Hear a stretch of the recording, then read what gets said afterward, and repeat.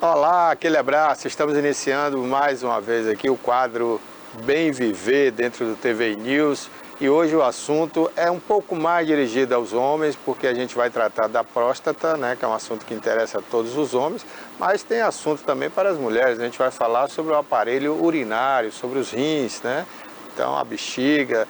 A gente vai conversar sobre tudo isso aqui com um especialista que está aqui com a gente. Nos deu a honra aqui da sua presença, doutor Júlio Brito Filho. Muito obrigado, doutor, por ter vindo aqui. Eu que agradeço, Barbosa, mais uma vez, essa oportunidade de estar aqui, esclarecendo e tirando dúvidas, que é muito importante para combater o preconceito, que é muito comum na nossa região. Vem diminuindo, mas ainda é muito comum. E o preconceito, para falar de próstata, para fazer o exame de próstata, e como você comentou também das mulheres. Muitas vezes as mulheres não sabem, né, não acham que o urologista é só médico para o homem. Isso. Então, como você falou, a gente também trata dos rins, cálculo renal, câncer de rim, infecção urinária na mulher de repetição, então, a bexiga baixa, então, incontinência urinária. Então, tem várias coisas que o urologista trata na mulher e poucas elas sabem. Com certeza. A gente vai falar sobre isso também. Vamos começar pelo preconceito, né, doutor? Como é que está essa situação? O homem está indo mais ao consultório, está se tratando mais, está se cuidando mais? O preconceito ainda é grande, mas graças a esse tipo de ação, essas entrevistas, as palestras, essas campanhas motivacionais, né, principalmente do Novembro Azul, vem, de certa forma, diminuindo esse preconceito. Então, é comum as pessoas chegarem no consultório, às vezes até um pouco mais velho, em grupo. 2, 3, 4 amigos e um fica brincando com o outro, tirando sarro, fazendo resenha, mas o importante é fazer o exame. O exame não vai tirar a masculinidade de ninguém, não vai deixar de ser homem, porque faz o exame. Então, é muito importante, muito preocupado, vai viver mais tempo, né? Tem a possibilidade de, se tiver algum problema, descobrir, tratar e viver bem mais tempo com qualidade de vida melhor. Acho que é isso que é importante. Qual a regularidade, doutor, que o homem deve ir ao consultório médico para fazer, né, o exame de rotina, como a gente fala, né? A gente sempre coloca aqui, a gente está num lugar, a Bahia é um estado que a descendência, né, a afrodescendência é muito grande. Então, nós todos temos esse gene onde o câncer de próstata ele vem mais cedo e mais agressivo.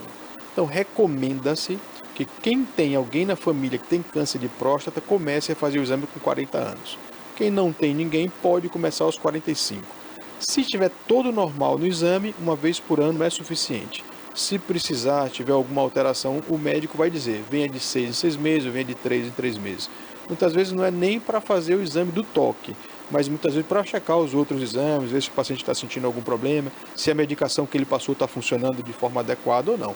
Então, é importante que depois dos 40, 45, todo ano, vá ao médico para fazer exame de próstata. Se for outra coisa, um cálculo renal, uma infecção, muitas vezes tem que ir antes, né? Mas essa periodicidade anual é para fazer a avaliação da próstata depois dos 40 ou 45. Bom, hoje a gente tem o toque, né, que eu queria que o senhor falasse um pouco mais da importância do toque.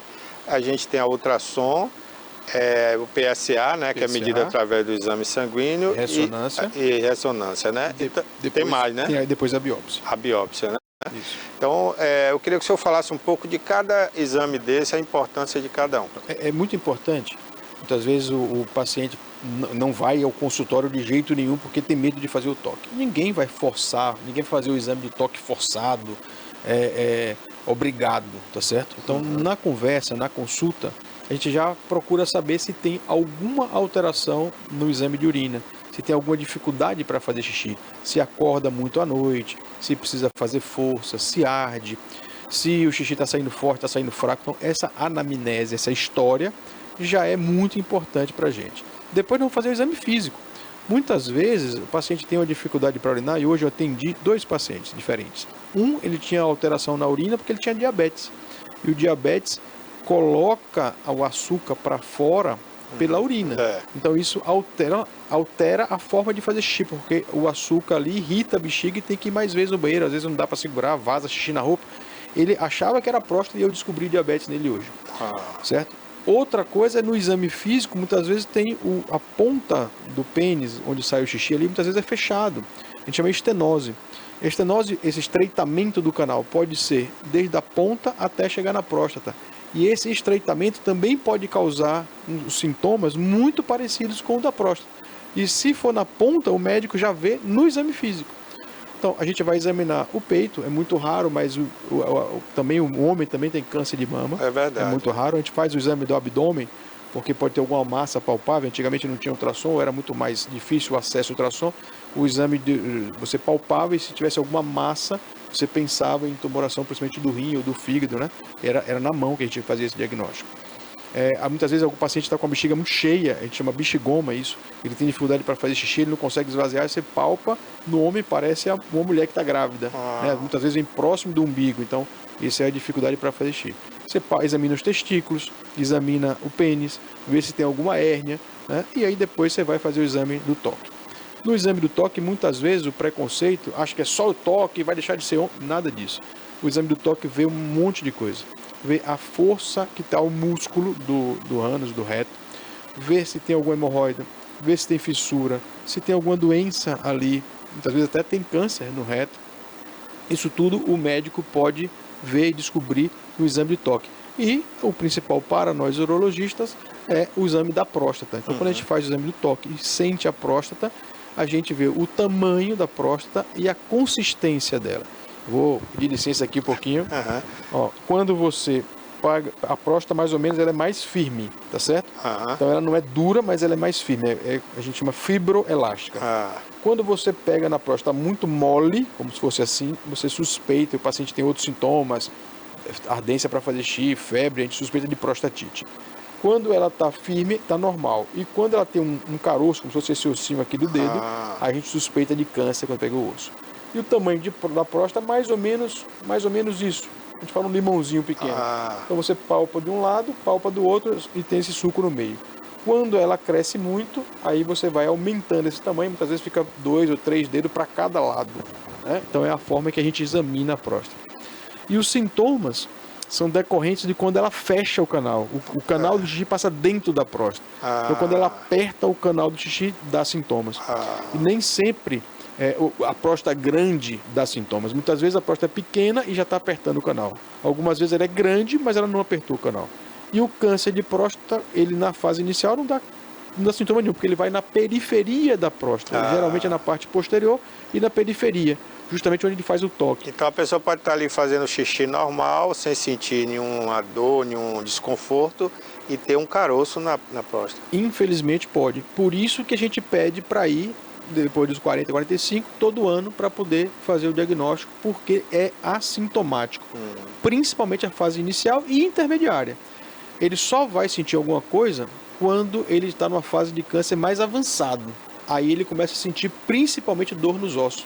Nem sempre é alteração para fazer xixi.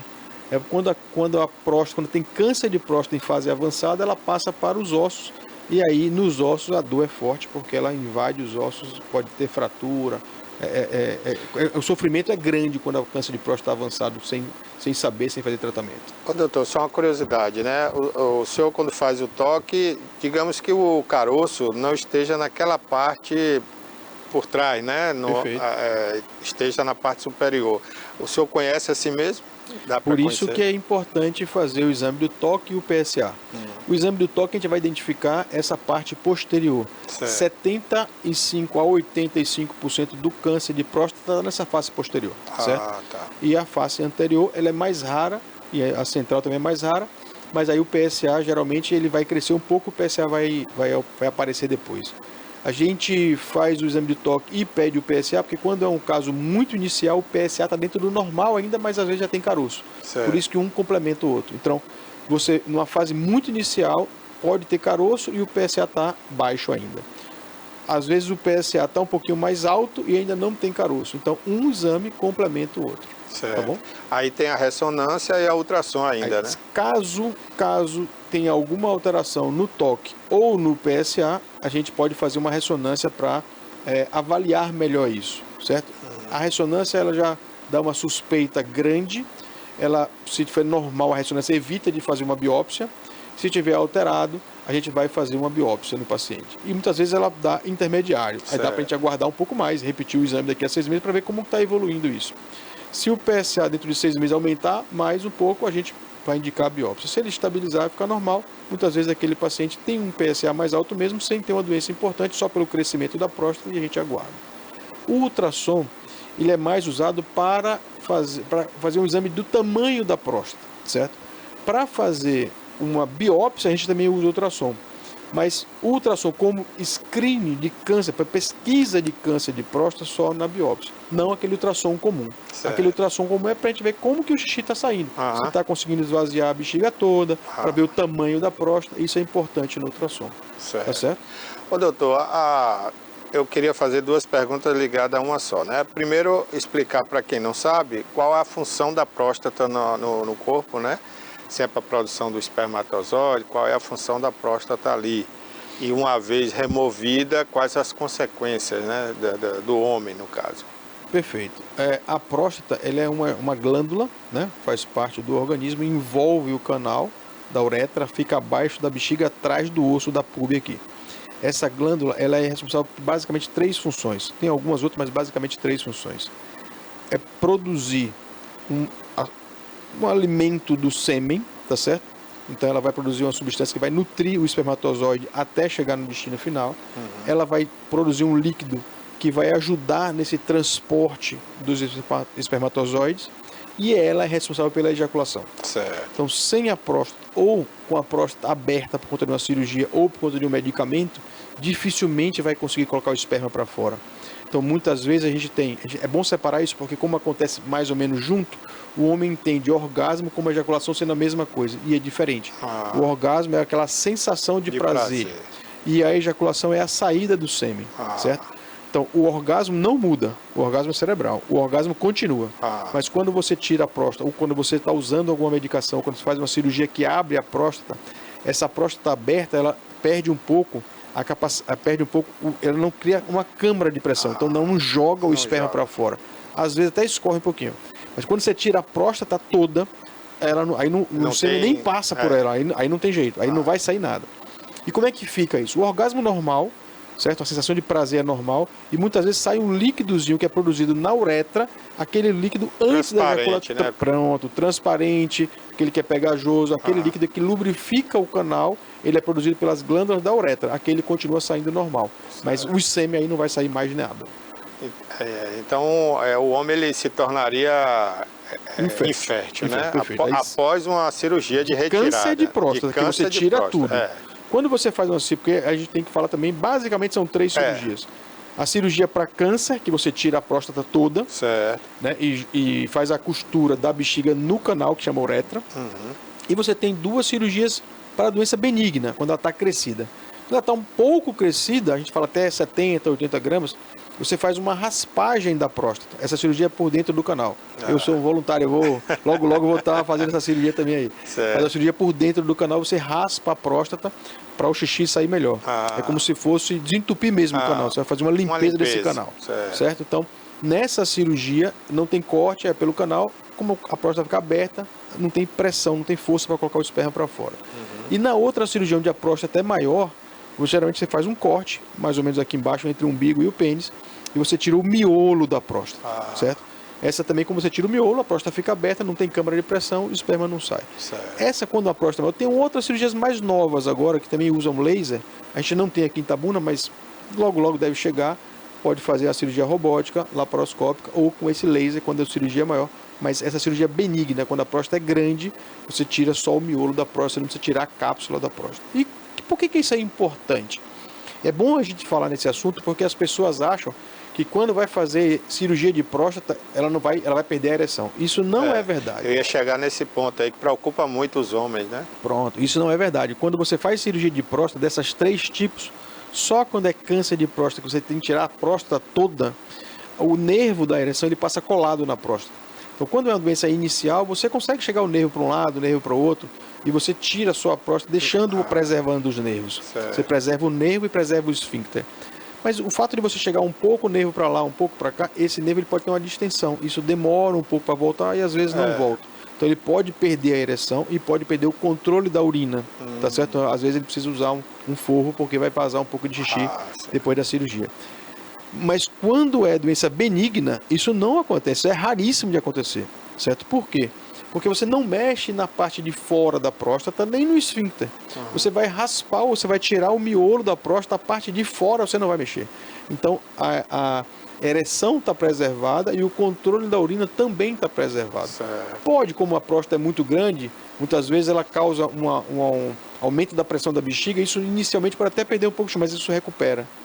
3 meses, 6 meses, geralmente recupera tudo. Interessante, né? Agora, doutor, qual o índice de, digamos assim, de salvar o indivíduo, né? Quando ele é detectado com câncer de próstata? Hoje já podemos falar de um índice alto de recuperação, de uma pessoa que foi detectada e se recuperou, voltou a uma vida normal? Barbosa, quando o câncer de próstata está na fase inicial, você tem 90 a 95% de chance de ficar curado, certo? Na fase inicial. Numa fase intermediária, aí depende de alguns outros fatores, principalmente da agressividade do tumor, mas a chance de cura também é grande. Quando a doença é mais avançada, quando ela se espalhou para os ossos, para o intestino, que está colado na próstata, o reto está colado na próstata, para a bexiga, para a vesícula seminal, ou para os linfonodos, aí a chance de cura é praticamente mínima, é praticamente zero. Mesmo assim, a gente tem vários recursos, vários tratamentos para poder fazer, onde a gente consegue prolongar muito a qualidade de vida. Eu sei que tem muitos homens que têm preconceito de fazer o exame do toque, não quer fazer o exame de jeito nenhum. Mesmo aquele paciente que não queira fazer, o médico não vai obrigar, não vai forçar ele a fazer. Vá no seu urologista, converse com ele, faça os exames, faça o PSA. Se tiver alterado, faça a ressonância, vai complementar e vai tratar da melhor forma possível, certo? Se houver alguma alteração, nunca deixe para, não, eu vou deixar para lá, eu vou ignorar, eu não quero tratar isso de jeito nenhum. Não faça isso, porque a doença na fase avançada, ela infelizmente, a gente ainda sofre muito com essa doença, né? Sofre o paciente, sofre a gente que está tratando, porque muitas vezes a gente não tem o que fazer para aquele paciente, é remédio para dor, é só paliativo. Paliativo, né? E a gente fica muito satisfeito quando a gente pode curar um paciente. Ok. Doutor, falando um pouco mais da saúde do homem ainda, né? Uma coisa que a gente não ouvia muito falar, mas recentemente teve até um caso de um deputado que teve, né, a dor nos testículos, né? Não sei se é chamado uma doença ou se é um caso que acontece raramente. O homem ele sente uma dor forte nos testículos e se não correr para o médico, pode ter um problema. O que seria isso, doutor? Pronto, isso aí seria a torção. Esse quadro agudo de dor testicular, muitas vezes o paciente está dormindo e acorda repentinamente com uma dor muito forte no testículo, isso realmente tem que ir para o pronto-socorro. Mas essa torção ela se dá sem ninguém mexer? Muitas vezes sem ninguém mexer, e eu tenho até que fazer um elogio aqui ao Hospital de Base, recentemente, no dia 1º agora de abril, um garoto, um jovem de 15 anos, teve uma dor dessa, e foi ao hospital de base e foi examinado e foi operado e conseguiu salvar o testículo, Barbosa, porque muitas vezes a própria pessoa, ela acha que teve uma batida, uma pancada e fica protelando, tomando remédio em casa, não vai no médico. Muitas vezes quando é jovem acha que fez alguma coisa errada, se masturbou e não quer contar para os pais. E quando você vai atender esse paciente, muitas vezes já está na fase avançada, você não tem como salvar o testículo. E essa família foi joia, esse garoto foi inteligente, ele falou para os pais. A mãe rapidamente levou ele ao pronto-socorro. No pronto-socorro, dentro do hospital de base, ele foi muito bem assistido. Foi feito o tratamento correto. Fez a cirurgia, desvirou, né? Botou o testículo para o lugar normal, para o lugar certo. Ele fixou o testículo, tanto aquele que tinha torcido como o outro do outro lado. Porque você tem que fixar o testículo no saco escrotal para que ele não rode novamente. Quando ele isso gira, fica curado. Isso aí você faz a cirurgia e o paciente saiu com os 2 testículos inteiros. Eu falei para ele que foi premiado. Porque muitas vezes a gente cansa de ver isso. Aí o paciente, não é nada, é só inflamação, dá um remédio, vai embora e quando ele volta o testículo está perdido. Né? Não então já cansa de ver isso. Doutor, ele gira e aí quando ele gira ele torce os canais, é isso, ele né? gira sobre a artéria e a veia, onde passa o sangue, então deixa de ir sangue. É um infarto, como se fosse um infarto do coração. Então deixa de passar sangue para o testículo. Então sem sangue aquele testículo fica necrosado, ele vai morrer.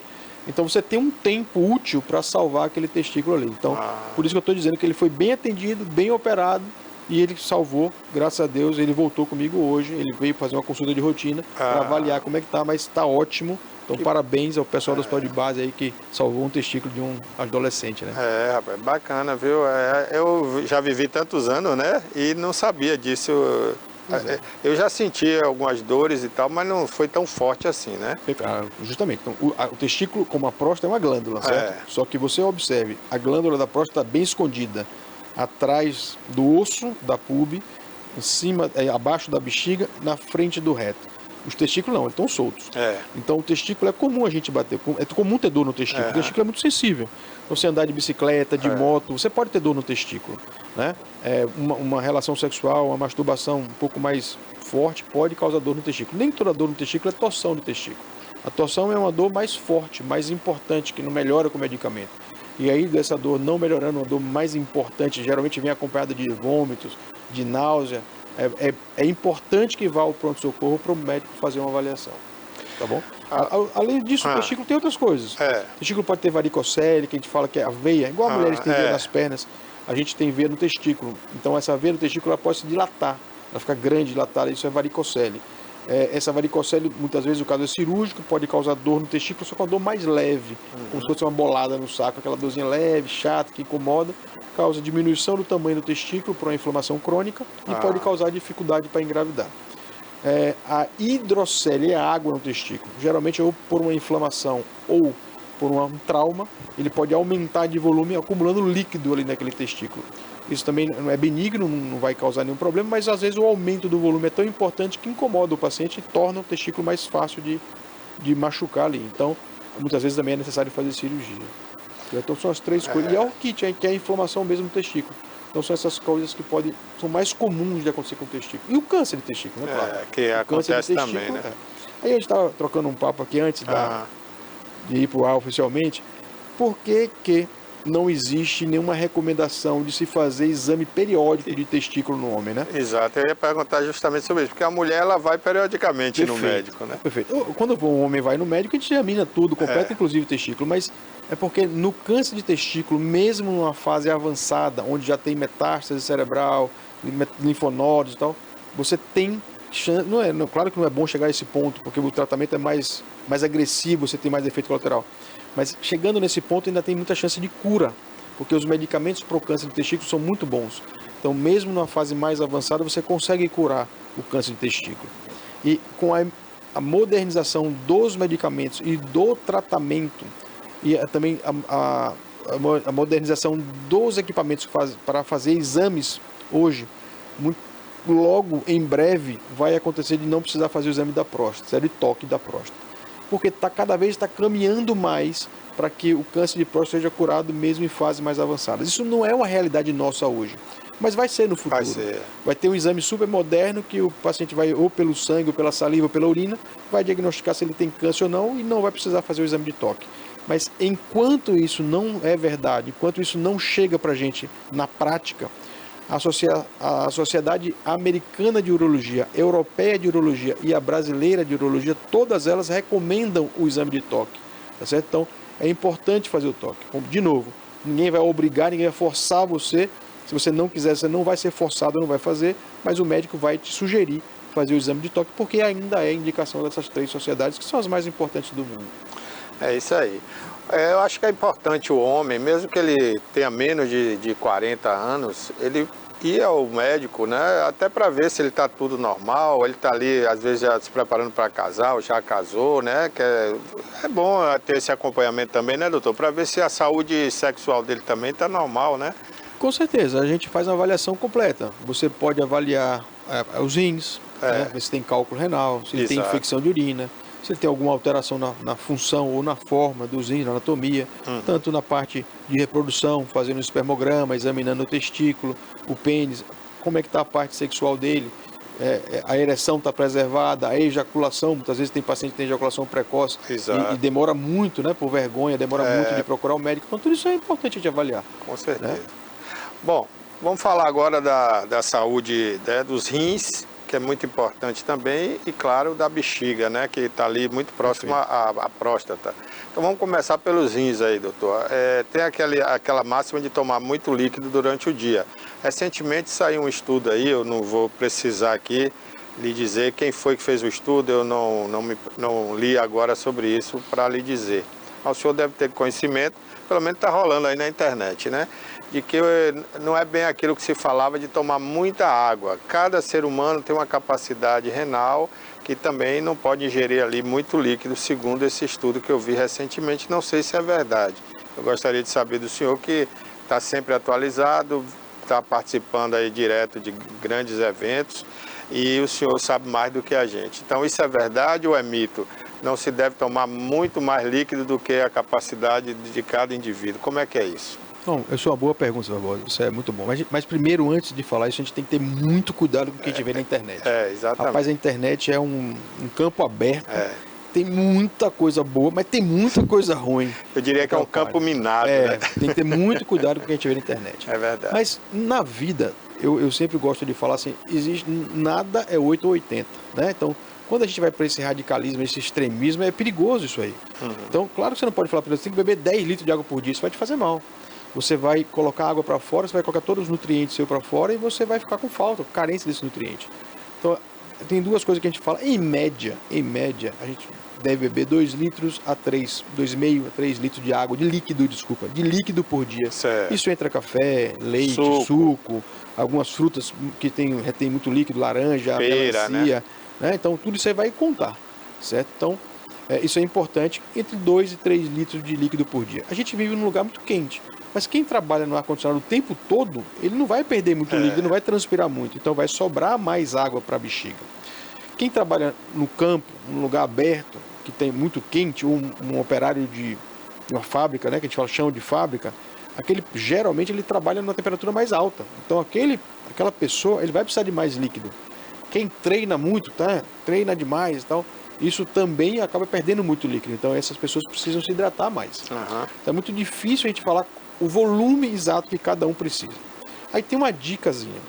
O xixi, a urina, a cor da urina é amarelo claro. Ele não deve ser transparente sempre e não deve ser amarelo escuro. A gente deve fazer uma urina amarelo claro, mais puxado para o transparente, certo?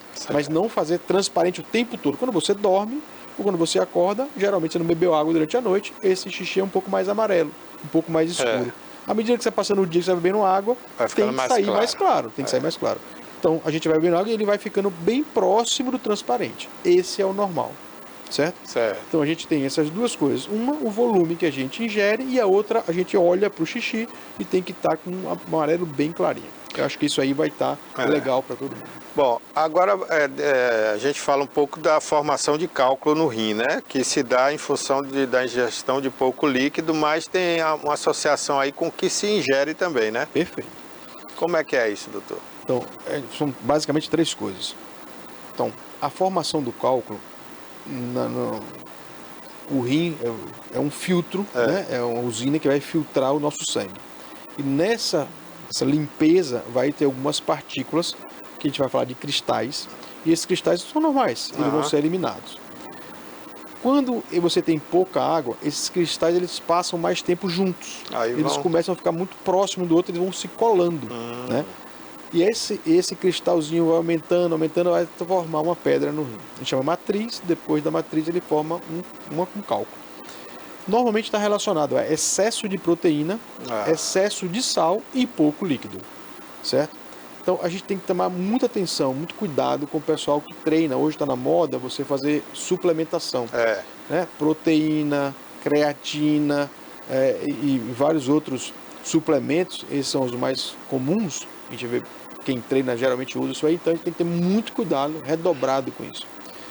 Isso é um hábito americano. O americano ele não tem uma ingestão, alimentação como nós temos aqui, então a alimentação dele é diferente, então ele tem uma baixa ingestão de proteína, ou uma proteína de baixa qualidade, ele precisa repor. A gente tem fruta o ano inteiro, a gente tem carne o ano inteiro, frango, peixe, então por mais que você fale assim, eu não consigo comer muita carne, mas você come peixe, come frango, né? Você tem carne de porco, você tem uma variedade muito grande, e isso aí, claro, infelizmente não é acessível a todo mundo no Brasil, mas a grande maioria da população tem acesso a essa proteína de qualidade. Então não precisaria usar um suplemento. Exceção para o atleta de alto desempenho. Esse atleta de alto desempenho, aí ele precisa, porque ele não consegue ingerir a quantidade que ele gasta. Então, maratonistas, esses que fazem travessias longas, né, da água, os nadadores de... Esse pessoal de halterofilismo, né? Pronto, isso aí tem outro cuidado, que é o uso da testosterona. Mas, então, tudo isso aí, de certo, o uso de vitaminas abusivas, tudo isso aí vai acabar causando um aumento na chance de cálculo renal, certo? Então tem que ter muito cuidado com isso. Então, o pessoal que treina e toma suplemento, aumente a quantidade de água. E tem, além dessas proteínas, né, tem aqueles tônicos, né, que eles tomam, né, que ali não sei se tem açúcar, o que é que contém ali, mas alguma coisa ali que também demais não vai fazer bem, né, doutor? Não, quem treina muito, por exemplo, o pessoal da bike, que leva aquilo ali, né, para poder fazer, aquilo ali aumenta o carboidrato, o pessoal que vai treinar. Então, o carboidrato é a primeira fonte de energia. Então, quem está em uma atividade física de alto desempenho vai precisar daquele porque está perdendo também muito líquido ali. Né? Não só o líquido, como a fonte de energia, que seria, a primeira seria o carboidrato. Então eles precisam repor. Mas tem que ter muito cuidado. Ok. Bom, para a gente encerrar, doutor, a gente chega agora na bexiga, né? Então, o cuidado que começa no rim vai, claro, para a bexiga, né? E a gente falou de mulheres. Mulheres têm uma tendência a segurar mais a urina do que o homem, né? Perfeito. Vai para um evento ali, segura muito tempo. Eu queria que o senhor falasse um pouco sobre isso para a gente encerrar. A bexiga, ela é um músculo.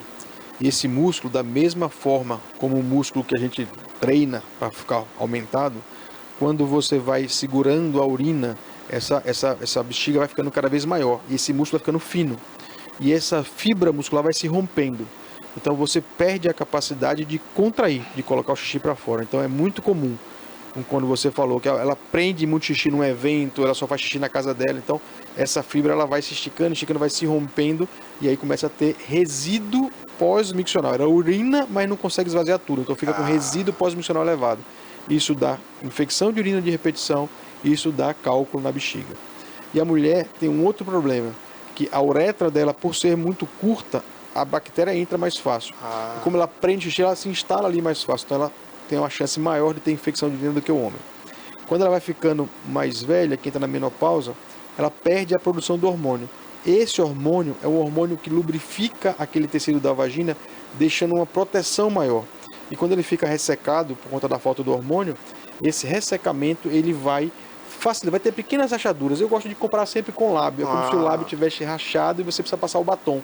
Então, aquela vagina rachada, o meato da uretra, o ósseo da uretra que está rachado, facilita a entrada de bactéria. E ali tem infecção de repetição. Então, mulher que está ouvindo a gente aqui, não prenda o xixi. Beba bastante água, deu vontade, vai fazer xixi. Mas o banheiro é público, não é o banheiro da minha casa. Você sempre anda com a bolsinha. Hoje tem o álcool em gel, tem sempre um pano umedecido. Passa no lugar onde vai sentar, senta, relaxa e faz seu xixi de forma tranquila, com o objetivo de esvaziar completamente sua bexiga. Tá certo? É muito importante obedecer à vontade de fazer xixi. É muito importante beber bastante líquido.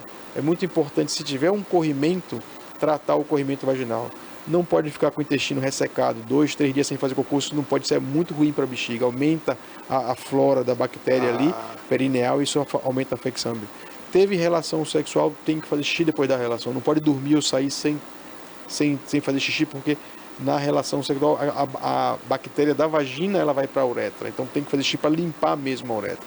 Então todo esse cuidado a mulher tem que ter, além de que a mulher também tem câncer de bexiga, câncer de rim e pedra nos rins. Então a gente sempre ficar atento com isso. Tá certo?